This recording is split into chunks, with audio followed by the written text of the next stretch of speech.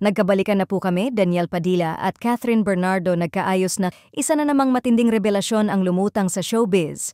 Ayon sa kontrobersyal na showbiz insider na si Sian Gaza, tila nagkabalikan na sina Daniel Padilla at Catherine Bernardo matapos ang kanilang highly publicized breakup. Ayon sa isang insider, ilang beses na umanong namataan ang dalawa na magkasama sa pribadong mga lugar at tila unti-unting bumabalik ang kanilang dating lambingan.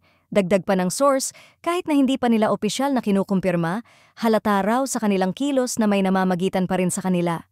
Marami ang nagsasabing si Daniel mismo ang gumawa ng paraan upang muling mapalapit kay Catherine, at tila hindi pa rin nawawala ang matinding koneksyon sa pagitan nilang dalawa.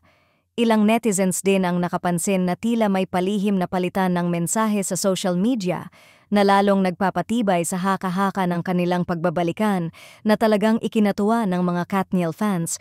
Ngunit hindi lahat ng fans ay natuwa sa balitang ito. Marami ang nagsasabing mas gusto nilang makita si Catherine na mag-move on at subukan ang ibang oportunidad sa buhay at pag-ibig. Ang iba naman ay nadismaya sa muling pagbabalikan ng dalawa na ayon sa kanila ay tila isang cycle na paulit-ulit na lang. Marami ang nagsasabing mas bagay si Catherine kay Alden, ngunit parang lumalabas tila nagpapakamartir na naman si Catherine ngayon lalong-lalo na sa relasyon nila ni Daniel.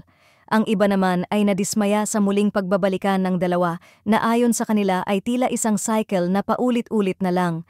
May mga nagsasabi pang hindi na natuto si Catherine at dapat ay iniwan na niya si Daniel para sa isang bagong simula.